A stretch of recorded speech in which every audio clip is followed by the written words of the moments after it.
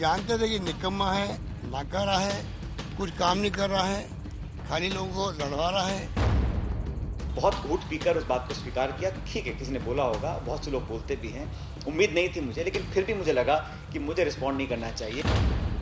जो हमें लगता है कि सरकार में काम करने के तरीके को, नेतृत्व के कुछ एक्शंस को हमको संज्ञान में लेना पड़ेगा, वो हमारा अधिकार भी है, हमारी ड्यूटी भी थी। उन मुद्दों को हमने दिल्ली में पार्टी के सामने रखा। तो मैं बंद नहीं जाता हूँ, और ये पद रहे ना रहे, मैंने कोई डिमांड ना पद की करी है ना पोस्ट की करी है, लेकिन मैं सच्चाई बोलता रहूँगा। मुझे अगर कुछ गलत लगेगा तो मुझे बोलना चाहिए, और ये एक लोकतांत्रिक व्यवस्था में बहुत जरूरी है हर पार्टी के लिए।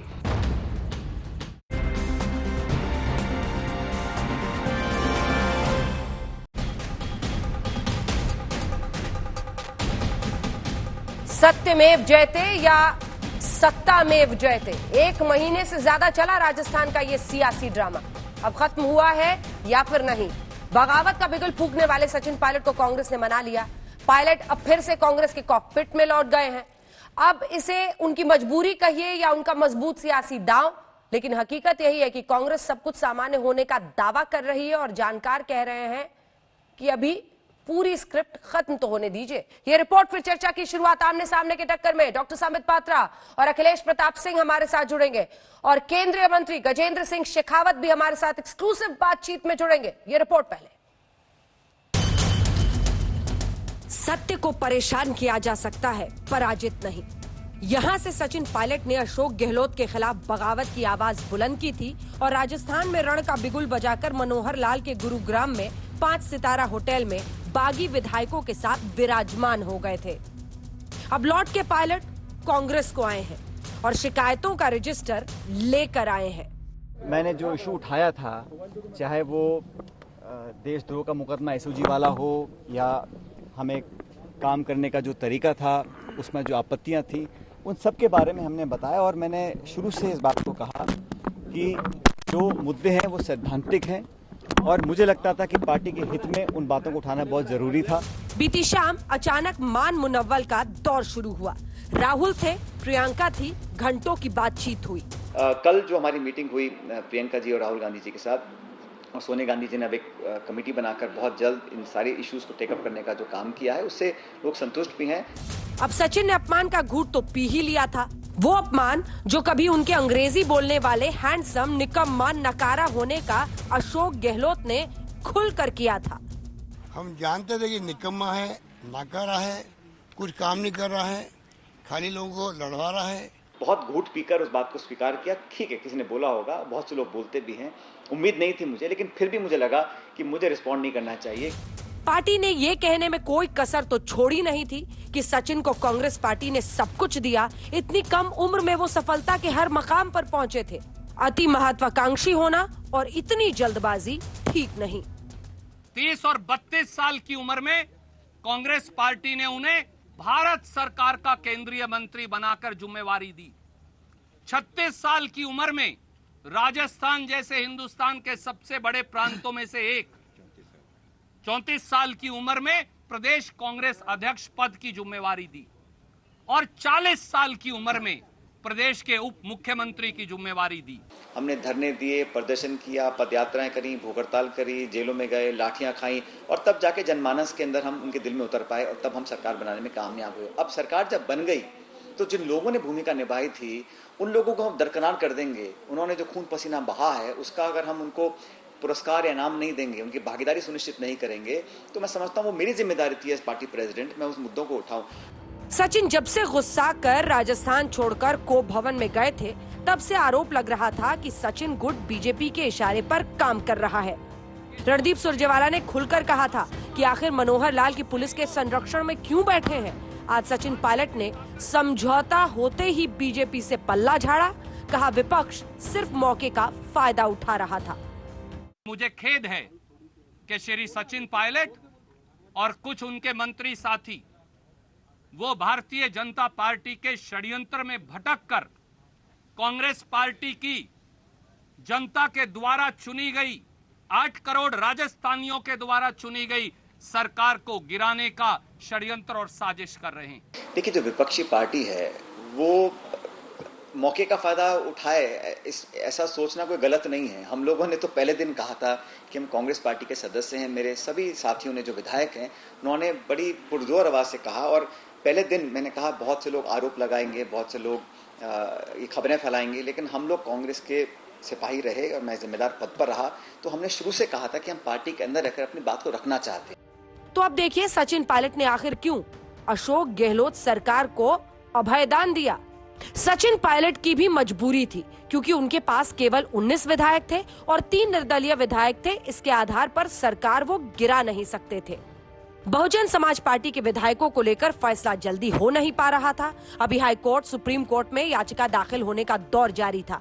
ऐसे में 17 तारीख तक फैसला निकलना मुश्किल था।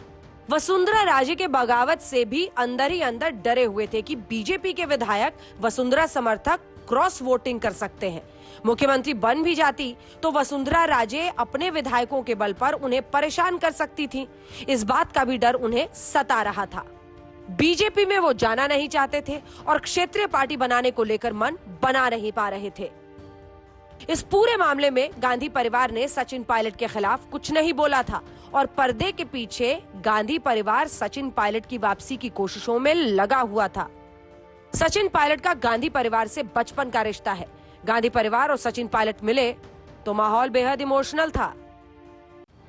गहलोत गुट तो कह रहा है सचिन मजबूरी में लौटकर वापस आए, अभी समझौते का असल दस्तावेज आना बाकी है।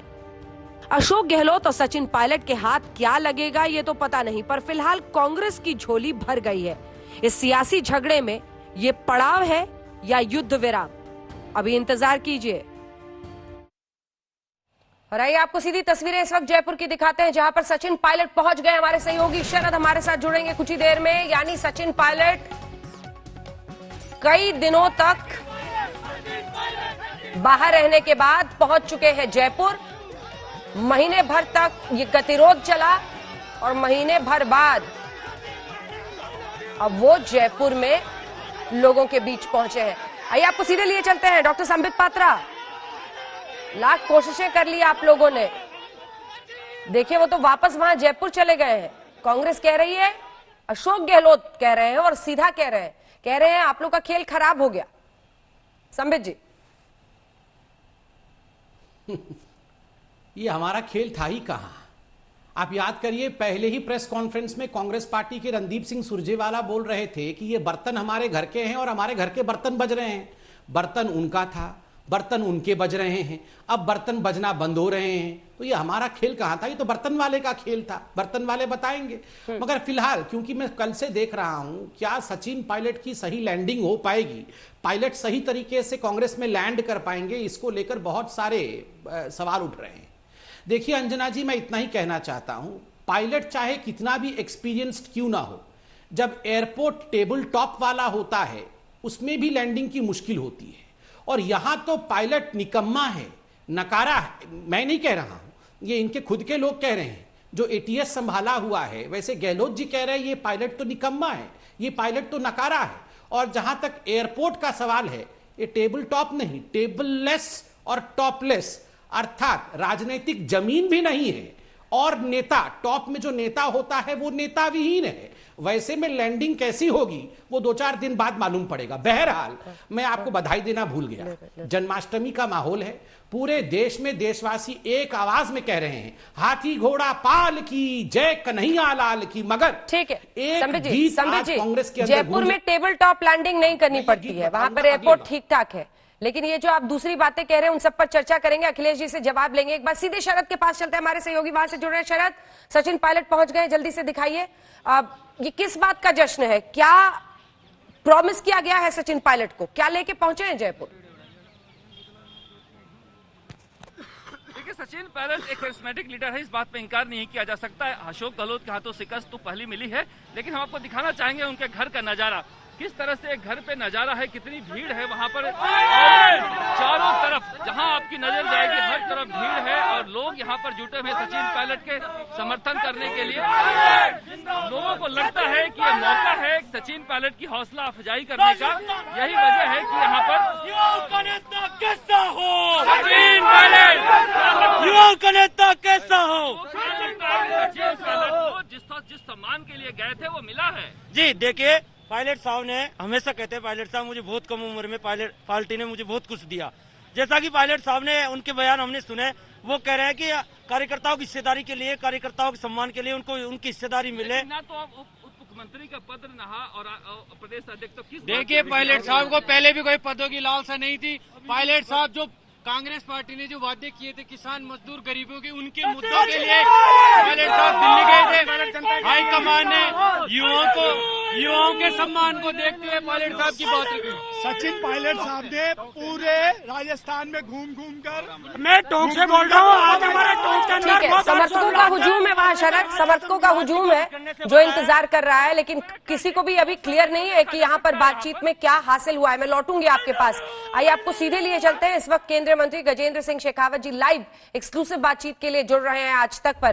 गजेंद्र जी, स्वागत है आपका आज तक पर। मेरा पहला सवाल आपसे यही, सचिन पायलट लौट के कांग्रेस के कॉकपिट में पहुंच गए हैं और अशोक गहलोत कह रहे हैं कि बीजेपी का जो सारा का सारा खेल था वो खराब हो गया। आप क्या कहेंगे? धन्यवाद अंजना जी। सबसे पहले आपके दर्शकों को जन्माष्टमी की, कृष्ण जन्मोत्सव की शुभकामनाएं देना चाहता हूं। इस पूरे घटनाक्रम में किसने क्या कहा, इन कड़ियों को एक बार वापस जोड़ करके देखने की आवश्यकता है। जिस दिन पहली बार सचिन पायलट साहब अपने घर छोड़ करके बाहर निकले थे, उस दिन कांग्रेस के नेताओं के बयान क्या थे कि हमारे घर का मसला है, हम मिलकर के सुलझा लेंगे। वहां से लेकर के गद्दार, नाकारा, निकम्मा तक होते हुए वापस हमारा घर का मुद्दा है, हमने बैठ करके सुलझा लिया। और इस सारे रास्ते में भारतीय जनता पार्टी की आलोचना, भारतीय जनता पार्टी को टारगेट करना, केंद्रीय नेतृत्व को टारगेट करना, भारतीय जनता पार्टी के केंद्रीय नेतृत्व को, केंद्र सरकार को टारगेट करना, मुझे लगता है कि ये सारी स्क्रिप्ट, जैसा मैंने पहले कहा था कि स्क्रिप्ट जो है सुनियोजित रूप से लिखी गई, न केवल सुनियोजित रूप से लिखी गई अपितु इसमें इसके डायरेक्टर, इसके प्रोड्यूसर, इसके एक्टर सब एक ही व्यक्ति थे। कौन? पर अब मेरे मन में और मेरे जैसे शायद लाखों लोगों के मन में राजस्थान में ये कहीं ना कहीं प्रश्न होगा कि ये स्क्रिप्ट जिस उद्देश्य के लिए लिखी गई थी, राजस्थान के मुख्यमंत्री उसमें सफल हुए या विफल हुए, ये प्रश्न चिन्ह हमेशा रहेगा और आने वाला समय इसका जवाब निश्चित रूप से देने वाला है। ठीक है गजेंद्र जी, दो सवाल आपसे। आपने कहा कि जो स्क्रिप्ट राइटर थे, डायरेक्टर थे, सब कुछ वही कह रहे थे, और फिर आपने कह दिया राजस्थान के मुख्यमंत्री, यानी आप ये कह रहे हैं कि अशोक गहलोत ने ये सब कुछ किया। कई सारे आरोप आप पर लगे कि एक वॉइस रिकॉर्डिंग है जिसमें एमएलए के खरीद फरोख्त में आरोप लगाया गया कि आप शामिल हैं। आप ही को क्यों टारगेट कर रहे थे? वहां पर सतीश पुनिया बीजेपी प्रेसिडेंट है राजस्थान के, उनको नहीं, वसुंधरा राजे को नहीं, आप ही को क्यों घसीटा जा रहा था? आप पर आरोप क्यों लग रहा था? मुझे लगता है कि राजस्थान की पूरी सरकार, हाँ, राजस्थान सरकार के सारे कैबिनेट मिनिस्टर, राजस्थान सरकार की सारी मशीनरी का दुरुपयोग, मुख्यमंत्री जी के 162 में से 112 से भी ज्यादा मीटिंग्स जोधपुर में करने के बाद में भी उनके पुत्र जिस तरह से उड़ने से पहले ही उनका हवाई जहाज क्रैश हो गया और जोधपुर की जनता ने जिस तरह से उनको लगभग 3.25 लाख वोटों से नकार दिया, मुझे लगता है उसकी खींच और खिसियाट कहीं किसी तरह से अभी इस समय बाहर आ रही थी। और एक तीर से कई निशाने लगाना, ये तो माननीय मुख्यमंत्री जी की पुरानी फितरत है। राजस्थान की कांग्रेस का इतिहास उठा करके देख लीजिएगा, बहुत सारे ऐसे शिकार मिलेंगे जो एक तीर चलाया उससे कई शिकार हुए होंगे। ये राजनीतिक कौशल और जादू निश्चित रूप से माननीय मुख्यमंत्री जी के पास में है। और इस बार भी उन्होंने एक तीर से कई निशाने लगाने की कोशिश की थी, अपने विरोधियों को पार्टी से हमेशा के लिए बाहर करना, भारतीय जनता पार्टी को बदनाम करना, अपने पुत्र के जो है हार का बदला लेना। पर मुझे लगता है कि कहीं इन सब चीज़ों में कितनी सफल हो पाए ये भविष्य में वो भी जान जाएंगे, और पूरे देश की जनता तो निश्चित रूप से देख और जान पहचान ही रही है। आप कह रहे हैं कि जोधपुर में आपने वैभव गहलोत को हरा दिया, इसी का बदला लिया अशोक गहलोत ने आपका नाम घसीट कर? तो बिल्कुल सामने स्पष्ट है, वरना मैं इस पूरे खेल में, इस पूरे जो है घटनाक्रम में जो उनके घर की लड़ाई थी उसमें मैं कहां सम्मिलित था। एक ऑडियो टेप, सोशल मीडिया के माध्यम से ऑडियो टेप की जानकारी होती है, मीडिया के बंधु ये कहते हैं कि ये सोशल मीडिया के कोई ये टेप जो है मुख्यमंत्री के ओएसडी साहब ने दिया, अखबार में छपता है, मीडिया में सब लोग इसकी चर्चा करते हैं। राजस्थान कांग्रेस पार्टी के मुख्य सचेतक जाकर के एसओजी में राष्ट्रद्रोह का मुकदमा दर्ज कराते हैं। 15 दिन बाद जो एक किसी सज्जन जिनको मैं जानता नहीं उनकी गिरफ्तारी होती है, 15 दिन बाद में एसओजी कहती है कि ये धाराएं हमने गलत लगा दी है। 2 दिन बाद में कोर्ट में जाकर के उस मुकदमे को ही वापस विड्रॉ कर लेती है। अब ये कुल मिलाकर के जो है किसी की प्रतिष्ठा को कम करने या नुकसान पहुंचाने के षड्यंत्र के अतिरिक्त तो और क्या है। माननीय मुख्यमंत्री जी कहते हैं टेप अगर झूठा हुआ तो मैं राजनीति से संन्यास ले लूंगा, और मीडिया में आकर के कहते हैं, और उसके बाद में वो टेप कहां से आया आज तक कोई उसको ऑथेंटिकेट करने के लिए तैयार नहीं है, कोई उस टेप को का मालिक बनने को तैयार नहीं। मुझे लगता है कि ये सारी चीजें अब स्पष्ट हैं, अब इनके बारे में तो कमेंट करने की भी आवश्यकता नहीं। लेकिन गजेंद्र सिंह शेखावत जी, जरा वो तस्वीर दिखाइए जिसमें राहुल गांधी, प्रियंका, सचिन पायलट, केसी वेणुगोपाल, अहमद पटेल सभी दिख रहे हैं। अब मामला तो ये है कि सचिन पायलट वहां वापस चले गए हैं सर, बीजेपी के हाथ कुछ नहीं लगा, और आज सचिन पायलट ने भी पल्ला झाड़ लिया। उन्होंने कहा कि विपक्ष को मौका दिख रहा था। तो क्या आप लोगों की आपकी कभी भी बात हुई थी सचिन पायलट से, बीजेपी से बात हुई थी? आप लोग ऐसे ही मुफ्त के बदनाम हो गए क्योंकि कई लोग बहुत अति उत्साहित दिख रहे थे राजस्थान में सचिन के इस बगावत से। देखिए मैं आपको एक बात बताना चाहता हूं, पड़ोस के घर में यदि बाप और बेटा या जो है हस्बैंड और वाइफ दोनों लड़े और वो लड़ते लड़ते अगर सड़क पर आ जाएं तो कौतूहल से पड़ोसी खड़े होकर के बालकनी में जरूर देखेंगे कि ये क्या हो रहा है। बाकी इसके अतिरिक्त ये जो पूरा झगड़ा था, जैसा मैंने कहा कि वो ये कह रहे हैं कि बार बार ये कहा गया सचिन पायलट को और उसके साथ के लोगों को, इसीलिए मैंने अपनी बात के प्रारंभ में भी कहा कि एक बार उन सारे बयानों को वापस एक साथ देखने की आवश्यकता है। आज जब वापस मैरीगो हो गया है उसके बाद में आप देख रहे हैं केवल इतना ही नहीं, पीछे के बयानों को उठा करके देखिए कि उन सबको 20-20 करोड़ रुपए दिए गए, 30-30 करोड़ रुपए दिए गए। वो सब लोग भारतीय जनता पार्टी के बाउंसर्स की कैद में हैं। वो जब सब लोग जो है उनके ऊपर पहरे लगाए गए। अब इनमें से कोई भी एक तो इस बात को स्वीकार करे, इस बात का खुलासा भी करे। अब राजस्थान की जनता निश्चित रूप से प्रश्न पूछेगी और हम सबको विपक्ष में रहते हुए भी ये प्रश्न करना चाहिए कि वो 20 करोड़ 30 करोड़ लिए गए थे या नहीं लिए गए थे। अगर लिए गए थे तो किसने दिए थे। और रही बात मेरी, मैं तो आपको अंजना जी, आपको और आपके माध्यम से सबको बताना चाहता हूं, सचिन पायलट साहब से आज तलक मेरी 52 साल उम्र है, उनकी पता नहीं कितनी उम्र होगी, आज तलक मेरी सिर्फ एक बार 2018 के चुनाव में आज तक का ही शायद टीवी शो था, वो निकल करके जा रहे थे और मैं पहुंचा था। उस समय एक बार प्रत्यक्ष रूप से नमस्ते हुई थी, उसके अलावा कभी आज तक हमारी आमने सामने नमस्ते भी नहीं हुई, कभी हमारी टेलीफोन पे भी वार्ता नहीं हुई। जिन भंवरलाल शर्मा जी का नाम लिया गया, जो कल भी कह रहे थे कि मैं गजेंद्र सिंह शेखावत को नहीं जानता, मैं आज तक कभी भंवरलाल शर्मा जी की शक्ल से नहीं पहचानता। मुझे बस में मिल जाएंगे तो भी मैं शायद उनको उठ करके वरिष्ठ होने के नाते सीट भी नहीं दूंगा। मैं उनको जानता नहीं, मैं उनको पहचानता नहीं, मेरा कभी उनसे संपर्क नहीं रहा, कभी उनसे संपर्क नहीं रहा। ये मैं जरूर जानता हूं कि भैरव सिंह जी के सरकार के समय ऐसा मैंने सुना है, मैं उस समय छात्र राजनीति में हुआ करता था, कि उन्होंने सरकार गिराने की कोशिश की थी, लेकिन उसके अतिरिक्त मेरा उनसे कोई सूत सातक का संबंध नहीं। कोई किस तरह की राजनीति मुझे लगता है कि की गई, और बाद में अगर इतना सब कुछ हुआ था तो ये यू टर्न क्यों? ये जो है 124A में राष्ट्रद्रोह में मुकदमा दर्ज कीजिए। कल्पना कीजिए किसी चुने हुए जनप्रतिनिधि जो भारत सरकार में किसी जिम्मेदारी के पद पर बैठा, उसके ऊपर आप राष्ट्रद्रोह का मुकदमा दर्ज करें और 15 दिन बाद आपकी जो एजेंसी है वो जाकर के कोर्ट में कहते हैं कि ये धारा बनती नहीं। एक आदमी को गिरफ्तार कर लें, 2 आदमियों को 1 महीने तक गिरफ्तार रखें और उसके बाद में कहते हैं कि ये धारा बनती नहीं है। मुझे लगता है कि अपनी एजेंसीज का दुरुपयोग और न्यायपालिका का किसी के मजाक बनाने का, इससे जो है अच्छी टेक्स्ट बुक स्टडी कोई नहीं हो सकती। अशोक गहलोत तो लेकिन खुल के कहते हैं ना गजेंद्र सिंह जी की मैं तो जादूगर हूं, और एक उनका वीडियो भी वायरल हुआ था जिसमें बता रहे थे कि पॉलिटिक्स के जादूगर हैं और जादूगर जब इस तरह का जादू करता है तो तमाम बातें होती हैं। लेकिन ये पूछा गया कि अगर गजेंद्र सिंह शेखावत जी किसी भी तरह से इस पूरी प्रक्रिया में शामिल नहीं थे और अशोक गहलोत खुलकर उनका नाम ले रहे हैं, तो आपने कभी मानहानि केस करने का उनके खिलाफ क्यों नहीं सोचा? वो भी समय आ जाएगा, इंतजार करिए। वो भी सामने आएगा कि जब मानहानि का मुकदमा भी होगा और मैलिशियस जो है वो इस तरह के केस दर्ज करने का, उसका भी निश्चित रूप से मैलिशियस प्रोसिक्यूशन का मुकदमा भी दर्ज होगा, सब कुछ होगा। अभी तो शुरू हुआ है। तो आप इस पर सीरियसली सोच रहे हैं? बिल्कुल, निश्चित रूप से सोचना भी चाहिए। बहुत बहुत धन्यवाद आपका गजेंद्र सिंह शेखावत जी। एक्सक्लूसिव जिस तरह की अंजना जी सर, अंजना जी, जिस तरह की घटनाएं की गई, संजीवनी को लेकर के माननीय मुख्यमंत्री जी ने कहा कि उन्होंने एक एक पैसा वसूल करेंगे। उन्होंने करोड़ों रुपए जो है इथोपिया में जाकर के निवेश कर दिए, वहां जमीनें खरीद लिए।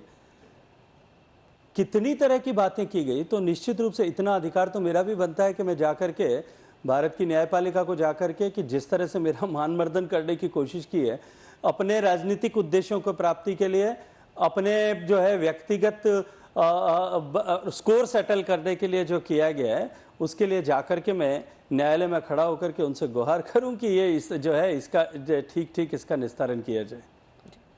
बहुत बहुत धन्यवाद आपका गजेंद्र सिंह शेखावत जी, केंद्रीय मंत्री। एक्सक्लूसिव बातचीत आज तक से करते हुए, जिसमें वो ये कह रहे हैं कि मानहानि का केस भी वो कर सकते हैं, जिस तरह से उनकी मर्यादा को तार तार इस पूरे मामले में किया गया, क्योंकि लौट के सभी आपस में मिल गए हैं। और उनकी सचिन पायलट से पिछली पूरी अपनी जिंदगी की वो बात कर रहे थे, कभी बातचीत नहीं हुई है आज तक के मंच पर, कहीं आते जाते सिर्फ प्रणाम हुआ। अखिलेश प्रताप सिंह जी और संबित पात्रा जी, लौटकर जल्दी से बहस को आगे लिए चलते हैं। अखिलेश जी कह रहे हैं कि मानहानि का केस भी करने पर विचार कर सकते हैं। जिस तरह से बीजेपी को बदनाम किया गया, लड़ाई आपके घर की थी, सिर्फ बगल का पड़ोसी बाहर आया तो आपने उसी पर उंगली उठा दी और कहा कि ये देखो यही लड़ाई लगा रहे हैं, यही पैसे दे रहे हैं, यही कर रहे हैं। अब सब केस सुना है, आप लोग भूल जाएंगे। देखिए, वो उनकी स्वतंत्रता आजादी है, वो क्या करना चाहते हैं वो करें। लेकिन इतना जरूर है, मैं जो आपको बता रहा हूं कि कांग्रेस पार्टी एक जीवंत राजनीतिक दल है। हमारे कुछ अपने मतभेद थे जिसे हमने सुलझा लिए और बीजेपी बेनकाब हुई। और अभी मैं सुन रहा था मंत्री जी को, उसके पहले संबित पात्रा को सुन रहा था, किस प्रकार से भोलेपन से ये बता रहे हैं कि मेरा कोई इसमें हाथ नहीं, मेरी कोई लिप्तता नहीं। अरे जनाब, पिछले 6 वर्षों में उत्तराखंड से शुरू करिए ना, जहां जहां गैर बीजेपी की सरकारें थी और जनादेश आपको नहीं मिला, आपने सिर्फ तख्ता पलट का ही तो काम किया। जनादेश से नहीं मिला तो धनादेश से, धनादेश से नहीं बना तो राज्यपाल से, राज्यपाल के साथ ईडी से, सीबीआई को, इनकम टैक्स और पता न क्या क्या करके आप सिर्फ लोकतंत्र के लुटेरे हो। एक चुनी हुई सरकारों को हमेशा डिस्टेबल करने का काम किया आपने। कर्नाटक देख लीजिए, मध्य प्रदेश देख लीजिए, गोवा देख लीजिए, इनके एक एक 2-2 विधायक जहां हैं वहां भी इनकी सरकार है। ऐसी महिमा, गजब की महिमा है इनकी। तो किस तरह से राज्यसभा के चुनाव में विधायकों सांसदों की खरीद फरोख्त करते हैं और ये कहते हैं कि नहीं मेरा कोई लिप्तता नहीं है। अरे जनाब, आज आप बेनकाब फिर हो गए। बार बार तो हुए हैं, लेकिन इसमें नाकाबी के साथ बेनकाब हुए हैं। अखिलेश जी आपको एक बार टोक रही हूँ। संबित जी, आप भी थोड़ा सा बेयर कीजिए आज हमारे साथ, क्योंकि वहां पर बहुत एक्शन है। संबित जी मैं जवाब लूंगी। आइए सीधे लिए चलते हैं। शरद हमारे सहयोगी जुड़ रहे हैं और सचिन पायलट शरद आपके साथ हैं। कह रहे थे सत्य परेशान हो सकता है, पराजित नहीं। इनसे पूछिए सत्य का क्या हुआ है आज, सत्यमेव जयते या सत्तामेव जयते? जी अंजना, सचिन पायलट जयपुर पहुंच गए हैं और भारी लाव लश्कर के साथ पहुंचे हैं। कार्यकर्ताओं का एक हुजूम यहाँ पर जमा हुआ है। सर, आपने कहा था सत्य परेशान हो सकता है, पराजित नहीं। अब लोग कह रहे हैं कि परेशान हुआ है, पराजित हुआ है, जीता है। मुझे मालूम नहीं आप सवाल किस परिप्रेक्ष्य में पूछ रहे हैं, लेकिन हम सब लोगों ने जो मुद्दे उठाए थे वो सैद्धांतिक थे, वो जनता से जुड़े मुद्दे थे और व्यक्तिगत नहीं थे। जैसा मैंने कहा, हमारे सभी विधायक साथियों ने पिछले कुछ समय से जो घटनाक्रम हुआ राजस्थान में, उसकी वास्तविकता बताने का मन बनाया था। हम दिल्ली गए, लेकिन उसके रिस्पांस में जिस प्रकार की एक्शंस लिए गए, उससे मामला और दूरियां बढ़ी। और मुझे लगा कि जिस प्रकार की बातें बोली गई, जिस प्रकार का शब्दावली का प्रयोग किया, वो भी अनुचित था। तो लोगों के मन में टीस भी थी, पीड़ा भी था, दर्द भी था। लेकिन हम सब चाहते थे कि जो इश्यूज हमारे हैं उसकी सुनवाई की जाए और अंत में अब कांग्रेस अध्यक्ष के लेवल पर जब बात हुई, सुनवाई हुई, कमेटी का गठन हुआ, मुझे लगता है कि समयबद्ध तरीके से इन सब समस्याओं का समाधान भी होगा और जो तमाम इश्यूज हमने टेकअप किए थे उसका सकारात्मक समाधान ढूंढने की दिशा में बढ़ रहे हैं। ये एक आसान काम नहीं होता। जिस तरह से मुख्यमंत्री अशोक गहलोत ने शब्दों का इस्तेमाल किया, नकारा, निकम्मा, सोने की छुरी, दिखने में अच्छा, दिल का बुरा, ये जो शब्द थे वो काफी घाव करने वाले थे। इन शब्दों के बावजूद आप कैसे काम कर पाएंगे? देखिए, कम से कम राजनीति में तो पब्लिक देखती है कि हम किन शब्दों का प्रयोग कर रहे हैं और हम लोगों को अपने आचरण से, अपने व्यवहार से एक उदाहरण स्थापित करना चाहिए। और जब ये बातें बोली गई, मैं भी इंसान हूँ, मुझे पीड़ा हुई, दुख भी हुआ, लेकिन मुझे लगा कि इस पर रिस्पॉन्ड कर कर बहुत कुछ हासिल नहीं होगा। किस कारण उन्होंने बोला जो बोला, क्योंकि मैं तो यहाँ 6.5 साल से अध्यक्ष था। हम वोट भी इकट्ठे मांगे हैं, हमने धरने किए हैं, प्रदर्शन किए हैं, लाठियाँ खाई हैं, जेलों में गए हैं, पदयात्राएं की हैं, भूख हड़तालें करी हैं और तब जाके सरकार बनी थी। तो जिस प्रकार से बातें बोली गई, मैं उसमें जाना नहीं चाहता हूँ, लेकिन मैंने जानबूझकर उस पर रिस्पॉन्ड नहीं किया, क्योंकि मुझे लगा कि एक सभ्य राजनीतिक वातावरण में जो संवाद में शालीनता और विनम्रता होनी चाहिए, जिस शब्दावली का प्रयोग होना चाहिए और एक डिसेंसी ऑफ डिबेट होनी चाहिए, क्योंकि ये पर्सनल नहीं है, मेरा पर्सनल व्यक्तिगत किसी से कोई झगड़ा नहीं है, लेकिन अगर मुझे किसी के काम करने के तरीके में बेहतर करने का मैं सुझाव देना चाहता हूं तो वो लोकतंत्र के खिलाफ नहीं है, वो पार्टी के खिलाफ नहीं है, वो देशद्रोह। शरद एक सवाल उनसे जरूर पूछिए, उप मुख्यमंत्री पद का और उप मुख्यमंत्री पद का, पार्टी जो प्रदेश अध्यक्ष थे उस पद का क्या चाहते हैं और क्या कहा गया है उस पर? देखिए, लोग जानना चाहते हैं राजस्थान नहीं देश भर में कि आपकी भूमिका अब कांग्रेस में क्या रहेगी। क्या आप प्रदेश अध्यक्ष बनेंगे, उप मुख्यमंत्री बनेंगे, क्या बनेंगे? सब लोगों के दिल में यही जानना चाहते हैं कि पार्टी आलाकमान ने क्या कहा है, क्या वादा किया है। मैं 6.5 साल राजस्थान प्रदेश का, राजस्थान कांग्रेस का मुझे अध्यक्ष होने का एक सुनहरा अवसर प्राप्त हुआ। इतिहास में कोई इतना लंबे समय अध्यक्ष नहीं रहा और इन 6.5 सालों में जो रिश्ता हम लोगों ने कायम किया जनता कार्यकर्ताओं के साथ, वो अटूट है। मेरी सबसे बेहद कीमती वो मेरी पूंजी है और वो जीवन भर रहेगी और इस कर्मभूमि के लिए मैं अंतिम सांस तक समर्पित हूँ। लेकिन पार्टी ने क्या निर्णय लेना है मेरे बारे में, ये मैंने पार्टी पे छोड़ा है। लेकिन एक समर्पित कार्यकर्ता के नाते मैंने जब भी मुझे कोई दायित्व दिया है, मैंने निष्ठा से निभाया है उसको। भविष्य में क्या होगा मैं नहीं जानता हूं, लेकिन मैंने अपने लिए ना तो कोई पद मांगा है, ना पोस्ट मांगी है। मैं सरकार में था, संगठन का अध्यक्ष था, लेकिन आज मैं कार्यकर्ता विधायक हूं और मेरा जो दायित्व है क्षेत्र के प्रति, जनता के प्रति, वो हमेशा रहेगा। यानी सचिन पायलट संघर्ष की राजनीति राजस्थान में करते रहेंगे। ये बताइए कि जो विधायक अशोक गहलोत के पास बैठे हैं, वो उनसे आप बातचीत करेंगे? बहुत सारे आपके करीबी थे, जिन्होंने बहुत सारे सवाल थे आपको। नहीं है, सब करीबी हैं। ये सब लोग जो आज एमएलए हम बनकर आए हैं, हम सब इकट्ठे टिकट लिया है, इकट्ठे चुनाव लड़ा है, इकट्ठे विधानसभा में रहे हैं, कोई अलग नहीं है। मौके की शरद, आप उनसे बातचीत करते रहिए ताकि हम आगे भी आज तक पर अपने दर्शकों को दिखाते रहें। इस बीच चलते हैं जल्दी से, संबित जी जवाब दीजिए। सुना आपने, सचिन पायलट वहां पर गए हैं और सब ऑल इज वेल हो गया है वहां पर, और जो अखिलेश जी कह रहे थे, देखिए ऑल इज वेल हुआ है कि वो हिंदी वाला वेल, मतलब कुआं, WELL वेल, कुआं वाला वेल हुआ है, वो तो समय बताएगा अभी। मगर बहरहाल मैं अखिलेश जी को सुन रहा था, अभी अखिलेश जी कह रहे थे हमारे घर का मतभेद था, हमने सुलझा दिया। आपके घर का मतभेद था, आपने सुलझा दिया, तो फिर हमारे ऊपर टीस क्यों मचाया हुआ है आप लोगों ने? अब देखिए, मैं कुछ कहने वाला हूं, बहुत महत्वपूर्ण, इसे ध्यान से सुना जाए। मैं, मंत्री साहब ने भी बधाई दी, मैं आपको भी बधाई दे रहा हूं और आज पूरा देश कह रहा है हाथी घोड़ा पाल की, जय कन्हैया लाल की। मगर कांग्रेस के अंदर भी एक कविता चल रही है, ये बताएंगे नहीं, मगर मैं बता देता हूं। हाथी घोड़ा पाल की, कांग्रेस की ये हाल की, हाथी घोड़ा पाल की, कांग्रेस का ये हाल की, सोनिया जी के लाल की, छोड़े न पाल की, राजस्थान के माल की, गहलोत की चाल की, परिवार के जाल की, सत्ता के थाल की, कांग्रेस बदहाल की, नकारा निकम्मा भरमार की, नकम्मा निकारा भरमार की, फिर भी कहते हो तुम पे वार की, घोड़े लौटे घुड़साल की, अब कांग्रेस की उम्र बस कुछ साल की, हाथी घोड़े पाल की। देखिए, ये हाथी घोड़े पाल की आपके हैं, आप संभाल के रखिए। मगर सबसे बड़ी बात है कि सोनिया जी का लाल जो है वो पालकी छोड़ ही नहीं रहा है, इसमें हमारी गलती नहीं है। आप उनको पालकी से नीचे उतरवाइए। आप उनको कहिए कि ठुमक ठुमक चलना सीखे। कब चलना सीखेंगे, कब पार्टी संभालेंगे?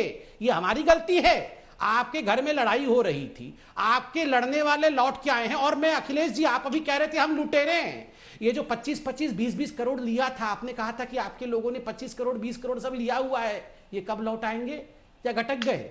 लिया था तो कब लौटाएंगे ये तो बता दीजिए। आज तक पे आज कहां लौटाएंगे, कितना लौटाएंगे, या उसको भी घटक जाएंगे? देखिए अंजना जी, ये जो बीजेपी के प्रवक्ता लोग हैं, ये मोदी जी के अकेले यही दुश्मन हैं। क्योंकि जब तक मोदी जी की निंदा अगर न हो तो ये आमंत्रण देते हैं कि भाई मोदी जी के जो कुछ ज्ञान विज्ञान की बातें हैं वो थोड़ा उनको याद दिलाओ जनता में, जो उनकी अपनी विख्याति है। बात यहाँ पे क्या हो रही है, लेकिन वो जानबूझ के लाएंगे कि मोदी जी को बताया जाए कि मोदी जी एक्चुअल में है क्या। देखिए अंजना जी, कांग्रेस पार्टी एक ज्वाइंट फैमिली है। हमारे यहाँ आपस में बातें होती रहती और उन बातों को सार्वजनिक भी होती हैं और उस पर आप प्रश्न भी कर लेते हैं। हमारा ये लोकतांत्रिक प्रक्रिया है, तरीका भी है, और आपको ये हमारे कांग्रेस पार्टी की तरफ से अधिकार भी है। लेकिन क्या कभी भी कोई मोदी जी से ये पूछ सकता है कि क्यों आदरणीय मोदी जी, पिता तुल्य अडवाणी जी जिसके लिए आप कस्में खाते थे कि मेरे जीवन का तो सिर्फ एक ही लक्ष्य है, जब तक आडवाणी जी को मैं प्रधानमंत्री नहीं बना लूं तब तक मेरा जीवन सफल नहीं है, फिर भी कहते हैं दोबारा भी बनेंगे प्रधानमंत्री। तो क्या कोई ये पूछ सकता है या कह सकता है कि आप मोदी जी आडवाणी जी के प्रति जो आपके विचार थे वो कहाँ हैं, या पूछने की साहस या शक्ति या सामर्थ्य या मौका पा सकता है? नहीं कर सकता है। क्योंकि आपने अभी पूछा आपने सचिन जी से कि आपने सचिन जी ने ये कहा था। आप वो सचिन जी से आप पूछ सकते हैं, सचिन ने उसका जवाब भी दिया। हमारे यहाँ ये साहस है, हमारे यहाँ ये सामर्थ्य है, क्योंकि हम जीवंत लोकतांत्रिक पार्टी हैं। यहाँ पे तानाशाही नहीं है। अरे सर, लेकिन और एक चीज और जान लीजिए, देखिए आप कहते हैं जॉइंट फैमिली है, वो कहते हैं संघ परिवार है। अरे सुनिए तो अखिलेश जी, आप ही से सवाल है। मेरी बात हो जाए, अखिलेश जी आप ही से सवाल है। अरे परिवार की लड़ाई सड़क पे नहीं आनी चाहिए ना। आपकी परिवार की लड़ाई तो गुरुग्राम पहुंच गई थी, मनोहर लाल जी के गुरुग्राम में।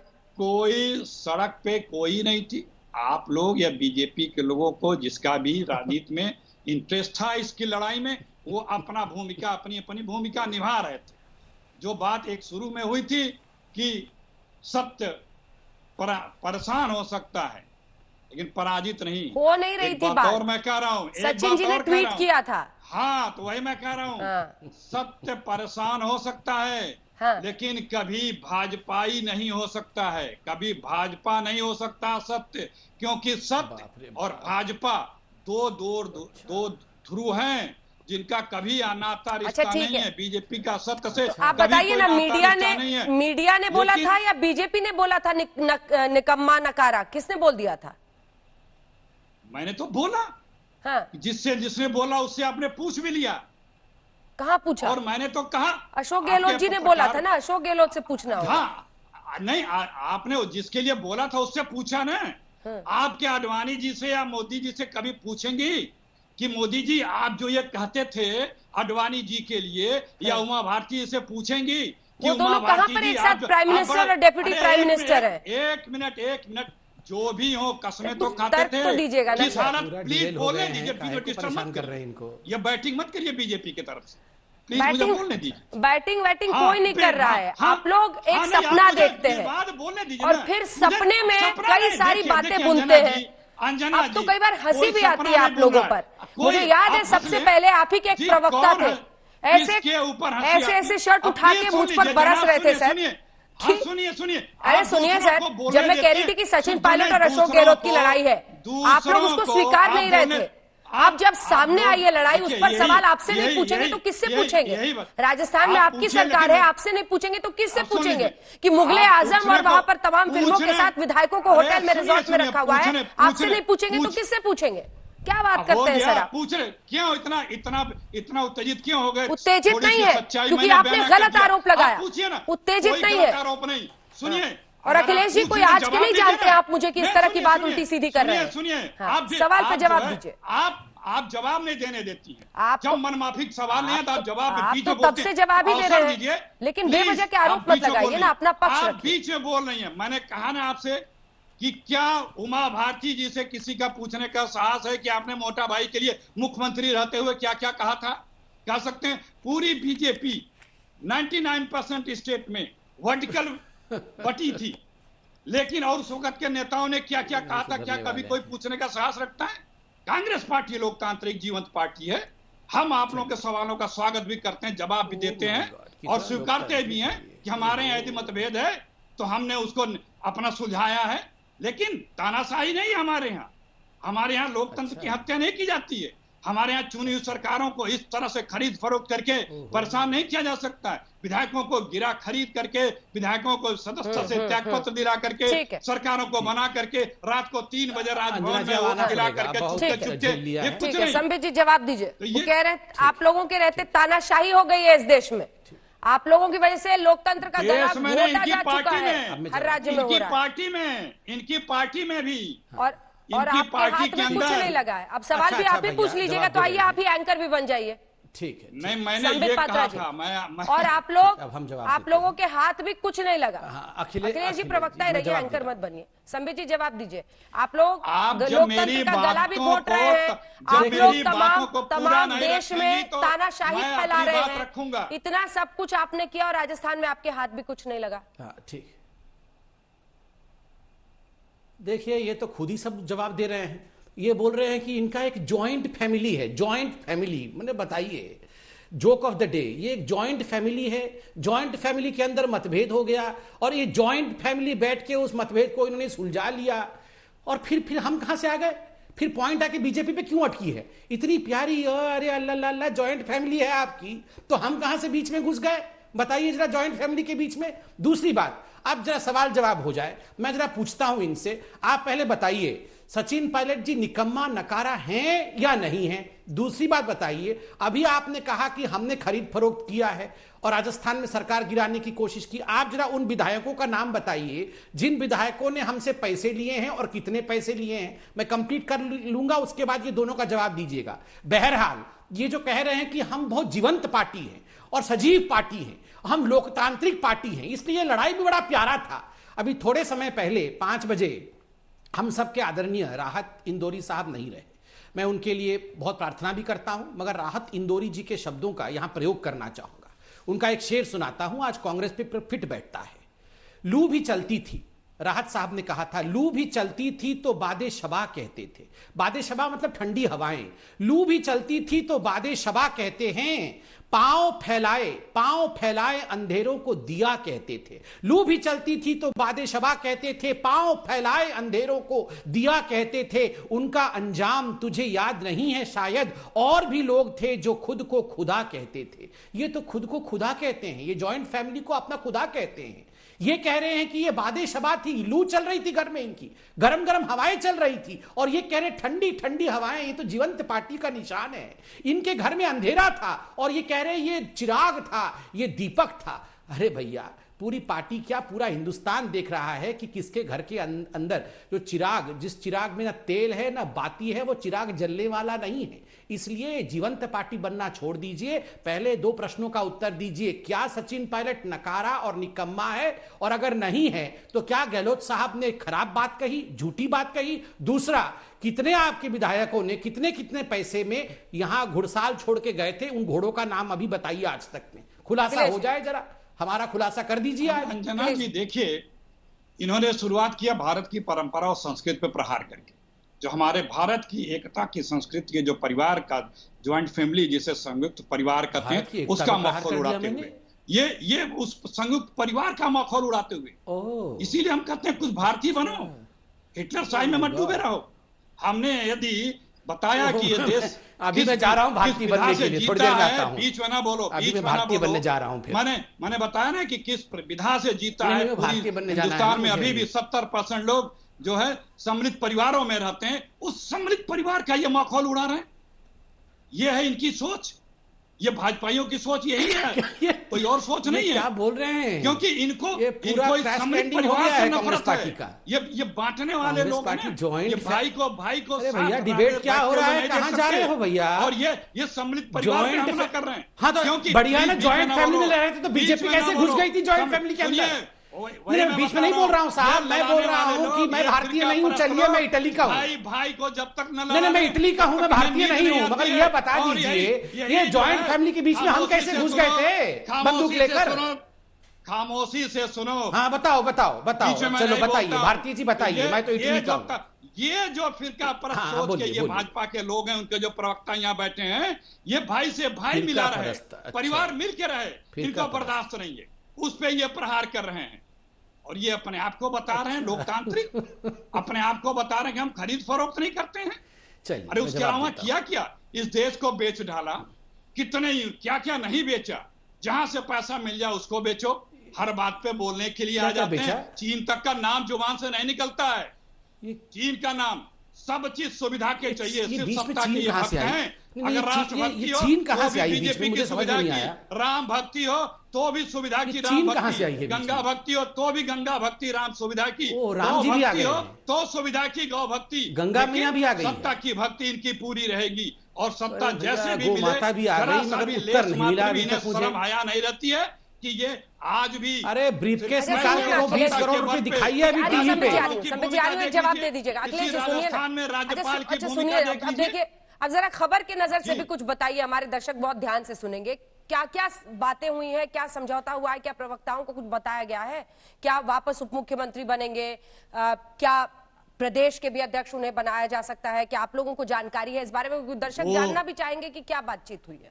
देखिए, वो तो सचिन पायलट जी ने स्वयं आपके इंटरव्यू में और आपके भी पत्रकार से सारी बातों को बता दिया। तो एक खुलासा जो हुआ है, जो बड़ा खुलासा हुआ है, और वो काफी निराशाजनक जो हुआ है बीजेपी के लिए, वो वही है कि बीजेपी का जो ऑपरेशन लोटस थैले वाला था वो विफल रहा। ठीक है, वो विफल रहा, ऑपरेशन लोटस विफल रहा। संबित जी, और जो है लोग ये चर्चा ये कर रहे हैं कि अब अटैचिया किस प्रदेश में लेती है, वो पहुंचने वाले हैं। अब लोग उसका इंतजार कर रहे हैं, क्योंकि वो अटैचिया जो बच गई है यहाँ पे खरीद फरोख्त की, मैं बता भी देता हूँ, प्रदेश भी बता देता हूँ, केंद्र की अभी प्रदेश भी बता देता हूँ। वो अब क्या बता देता हूँ, ये देखिए अंजना जी, ये जहाँ सत्ता पलट करना हो, ये रात को 3 बजे आंख मलते हुए जग जाएंगे। हो गया हो तो मैं तो कांग्रेस मैं बता दूंगा आप कौन से राज्य में हम जाने वाले हैं, तो बताता हूँ। 54 दिन पे जगेंगे। यदि कोरोना की महामारी का आगाह किया जा रहा है तो ये 72 दिन पे जगेंगे। इकोनॉमी डूब रही है तो ये 100 दिन पे डूबेंगे, उठेंगे। लेकिन अगर इकोनॉमी भी आ गई है तो ये आंख मलते हुए बता रहे हैं कौन से राज्य में जा रहे हैं। राजभवन बोलिए संबित, महाराष्ट्र के राजभवन में 3 बजे अब मैं राज्य बता रहा हूँ। अब एक गन माइक लेकर के संबित जी बताइए। अखिलेश जी मैं राज्य बताता हूँ। अब हम कौन से राज्य में जा रहे हैं। अब किस राज्य पे हमारे ऊपर उंगली उठेगी? पंजाब में प्रताप सिंह बाजवा और कैप्टन अमरिंदर सिंह सड़क पे उतर आए हैं, हाथ में तलवार लिए आपस में लड़ाई शुरू हो गई है। 2-4 दिन में बीजेपी के ऊपर ये हमले बोलना शुरू कर देंगे। पंजाब में लड़ाई हो रही है ना। अभी रुकिए, अरे सुनिए जॉइंट फैमिली भैया, अरे जॉइंट फैमिली वाले भैया सुन तो लो। संबित जी को पूरा करने दीजिए, आप अपनी बारी में बोलिएगा। ठीक है। अरे अखिलेश जी उनको बोल लेने दीजिए। संबित अंजना जी, आप जानते हैं आज प्रताप सिंह बाजवा और कैप्टन अमरिंदर सिंह जी के बीच में किस प्रकार सड़क के बीच में लड़ाई हो रही है। मैं आपको स्पष्टता बोलना चाहता हूं और यहां चैलेंज दे रहा हूं हिंदुस्तान के सबसे बड़े चैनल पे। इन्होंने कहा थैले वाला ऑपरेशन लोटस, थैला उठाओ, थैला खोलो और पैसा गिनाओ। यहां चैनल पे अगर थैला दिया था और थैले वाले तुम्हारे घर पे वापस आ गए हैं तो थैला दिखाओ ना, उस थैले के अंदर कितना पैसा है। मैं बोलता हूं, अरे हाथी घोड़ा पाल की, कांग्रेस की ये हाल की, सोनिया जी के लाल की, छोड़े ना पाल की। अरे सोनिया जी के लाल की, छोड़े ना पाल की। पालकी से उतारो मेरे भैया उसको, पालकी से उतारो, पालकी से उतारो, अरे पालकी से उतारो उसको। नहीं होने वाला है, वो घोड़ा बनने वाला नहीं है। लौट के सचिन पायलट कांग्रेस के कॉकपिट में आए। आप देख रहे थे इसी पर हल्ला बोल। देखते रहिए आज तक।